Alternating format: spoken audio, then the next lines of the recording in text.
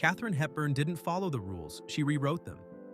In a time when actresses were expected to be soft-spoken, obedient, and perpetually smiling, she walked into studios in trousers, told producers exactly what she thought, and refused to let any man define her, on screen or off.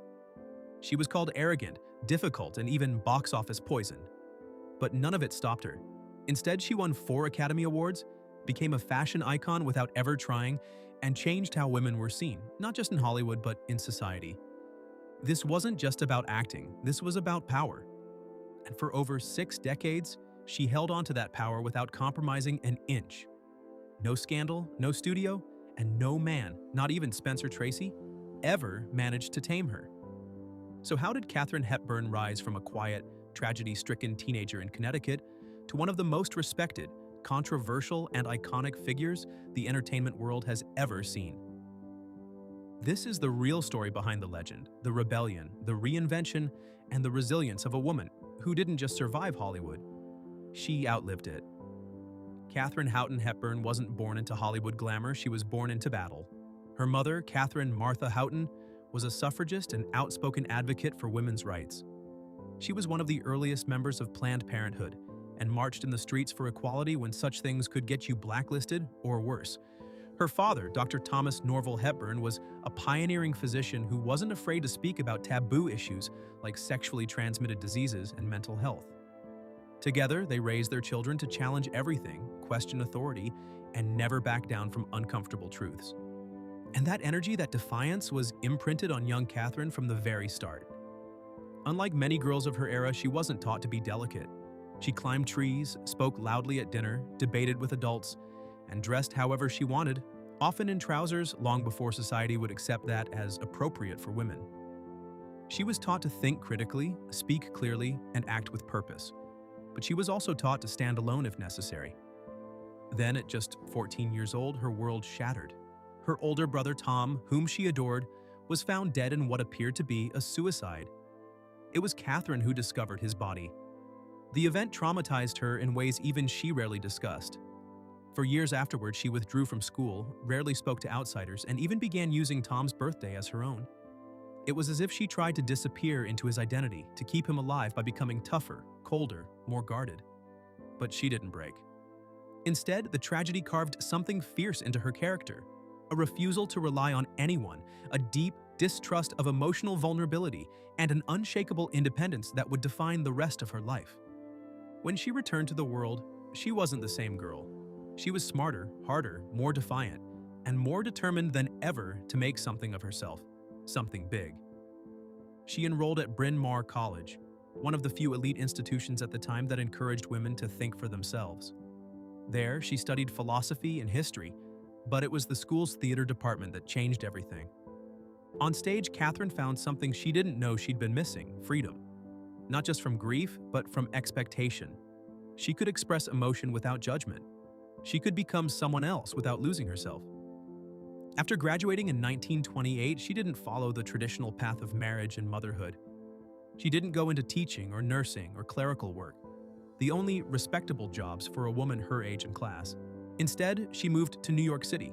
No safety net, no fallback plan, just pure talent, ambition, and a fire that had been building for years. She wasn't there to become famous, she was there to work. Because for Katharine Hepburn, greatness wasn't a dream, it was a mission. When Katharine Hepburn arrived in New York, she didn't walk into stardom. In fact, her early roles were far from glamorous. She was fired from one of her first Broadway plays and was often told she was too sharp, too awkward, too strange to succeed. But what the critics saw as flaws would soon become the very things that set her apart. In 1932, everything changed. She starred in a play called The Warrior's Husband, where her commanding presence and unshakable energy stunned audiences. Hollywood took notice, and RKO Pictures offered her a contract. Just months later, she was on a train to Los Angeles, ready to take on a town that didn't know what to do with her. She made her film debut in A Bill of Divorcement opposite John Barrymore, but it was Morning Glory, her third film, that launched her into the spotlight. At just 26 years old, Katharine Hepburn won her first Academy Award for Best Actress. The message was clear. She wasn't just a star, she was a force. Throughout the early 1930s, she delivered standout performances in films like Little Women and Alice Adams. She was headstrong, intelligent, and unapologetically herself. Audiences weren't used to women like this on screen. They either adored her or didn't know what to make of her. There was no middle ground. But by the end of the decade, the box office started to turn on her. Critics began labeling her as difficult. Studios lost confidence. After a series of commercial flops, she was officially branded with a title that could ruin any career: box office poison. But Katharine Hepburn wasn't built for retreat. She left Hollywood and returned to the stage. In 1939, she took on the lead role in The Philadelphia Story, a play written specifically for her. She played a wealthy, headstrong woman torn between three very different men. Audiences loved it, and Katharine saw an opportunity. She bought the film rights herself, partnered with MGM, and made one demand: she would star in the movie. The gamble paid off. In 1940, The Philadelphia Story became a massive hit. Her career was not just revived, it was back on her terms. In 1942, Katharine Hepburn was cast opposite Spencer Tracy in a film called Woman of the Year. The chemistry between them was instant. On screen, they lit up the room. Off screen, something deeper began to take shape. It was the beginning of one of Hollywood's most legendary and complicated relationships. Spencer Tracy was married, a devout Catholic, a private man who never sought the spotlight. But for the next 26 years, he and Katharine built a partnership that blurred the lines between love, loyalty, and sacrifice. They starred in 9 films together. From Adam's Rib to Pat and Mike, their dynamic was electric. He was grounded and subtle. She was bold and brilliant. They didn't just play lovers, they played equals. And that was revolutionary for the time. But their personal relationship was not without pain. Spencer never divorced his wife. Katharine never pressured him. She lived in the shadows of his public life, refusing to speak about their bond until after his death. It was a choice that puzzled many, especially from a woman known for her independence.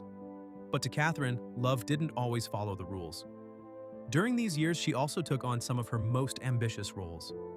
In The African Queen, she braved the jungle alongside Humphrey Bogart, delivering a performance that earned another Oscar nomination. She was already in her 40s, an age when most actresses were pushed aside, but Katharine only pushed forward. She tackled Shakespeare.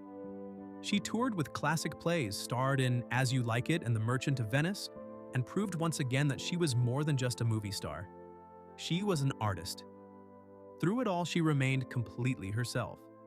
She rejected the Hollywood game, avoided publicity, and stayed far away from the socialite scene. She wore slacks, rarely wore makeup, and never apologized for it.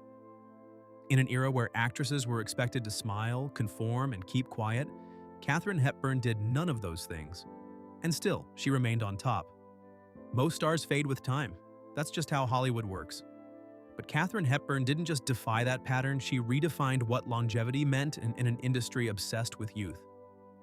As the 1960s unfolded, a new generation of actors emerged. Hollywood was changing. Film was becoming grittier, more experimental, and more socially aware. But Hepburn didn't get left behind. She adapted not by changing who she was, but by choosing roles that demanded more from her and gave her more to give. In 1962, she starred in Long Day's Journey into Night, a searing adaptation of Eugene O'Neill's autobiographical play. The film was emotionally brutal, dealing with addiction, resentment, and the unraveling of a family. Hepburn played Mary Tyrone, a mother battling morphine addiction and denial. It was one of the darkest roles of her career, and one of the most celebrated. Critics called her performance haunting and unflinching.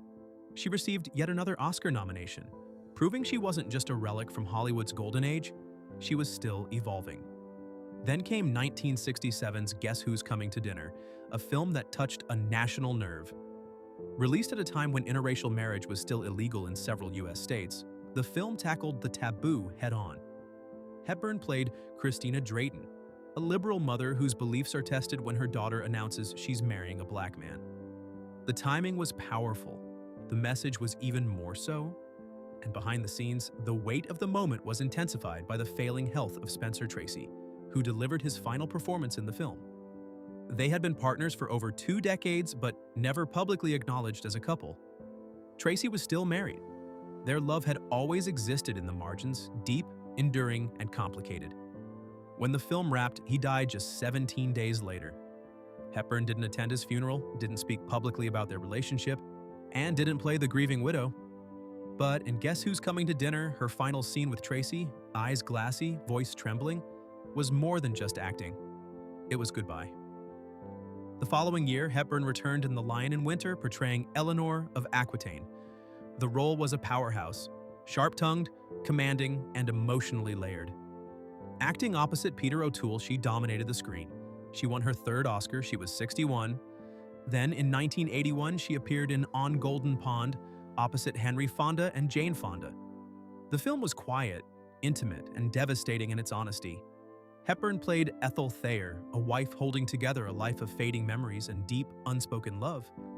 She was 74 when the film released and still astonishing in her command. The performance earned her a 4th Academy Award. No actor before or since has ever matched that record. But what made Hepburn's late career remarkable wasn't just the accolades. It was her refusal to play it safe. She could have coasted. She could have retired. Instead, she kept working, kept challenging herself, kept saying something with every role she chose. Katharine Hepburn didn't just get older, she got better. She turned age into an advantage, wisdom into an asset, and resilience into her trademark. Behind the awards, the performances, and the legend, Katharine Hepburn lived a life that was intensely private and deliberately unconventional. She married once in her early 20s to Ludlow Ogden Smith, a businessman from her social circle.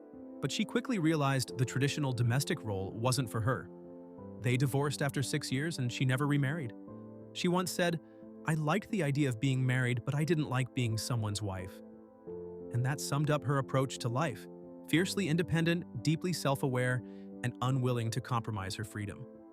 She had no children, not because she disliked them, but because her career, her autonomy, and her pace didn't leave room for motherhood. When asked later in life if she regretted not having children, she replied without hesitation, "I don't regret anything. I made my choices, and I made them for me." In a time when women were defined by their roles in relation to men, wife, mother, companion, Katharine Hepburn lived entirely on her own terms. She lived alone in her Connecticut home for much of her life, took long walks in the woods, gardened, swam in the icy Atlantic, and read voraciously. She rarely gave interviews, almost never appeared at Hollywood parties, and often refused to engage in gossip. She wasn't reclusive, she was intentional. Raised by a suffragist mother, activism was in her blood. Hepburn was an outspoken supporter of birth control, reproductive rights, and gender equality, long before these were safe topics. She championed causes publicly and privately, often writing letters to politicians and using her influence behind the scenes to support progressive initiatives. And then there was her fashion, the slacks, the turtlenecks, the oversized coats. At first, critics mocked her style. Studio executives begged her to wear gowns and heels. But Hepburn never budged. In doing so, she changed fashion forever. Today, she's credited with popularizing trousers for women and redefining what feminine elegance could look like. But all that independence came with a cost. Hepburn once admitted that her defiance made it difficult to form close friendships. She was admired, respected, even feared, but not always understood. She didn't seek companionship the way others did. She didn't need a tribe.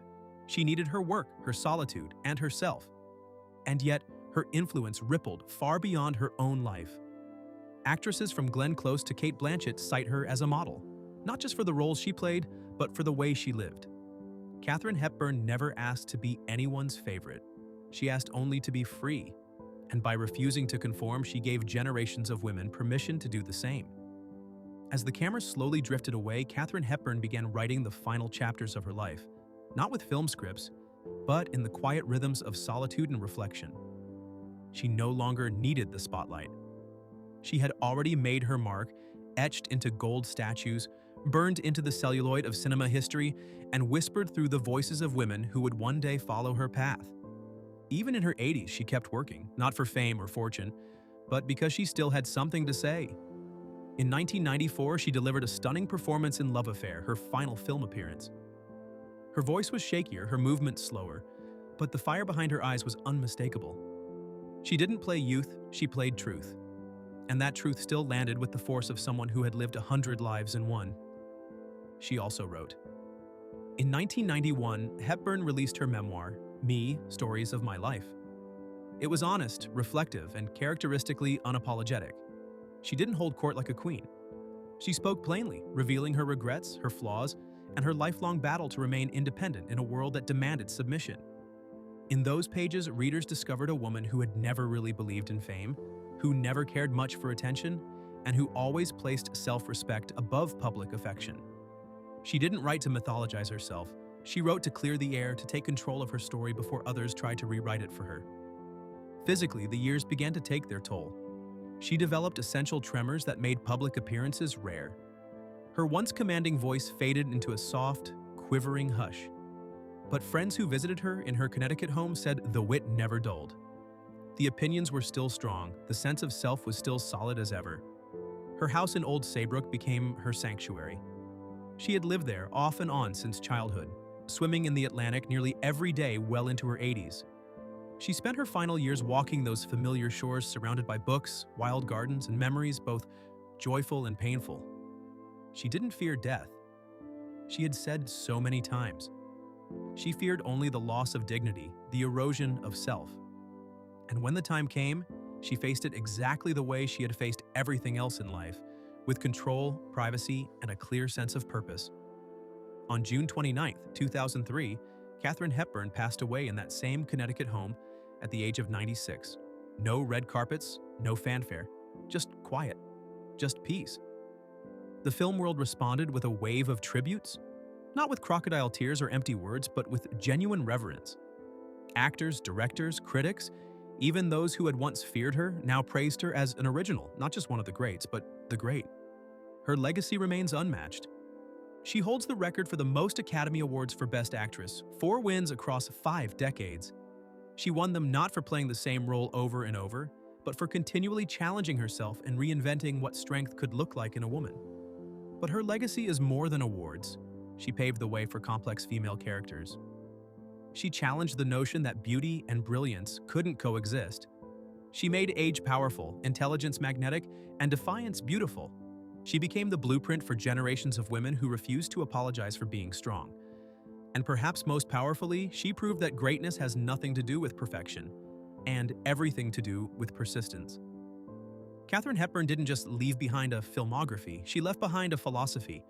She taught us that power isn't always loud, that you can be soft without being weak, that you can love deeply and still choose yourself, and that you don't need to wear a crown to be royalty, you just have to know who you are.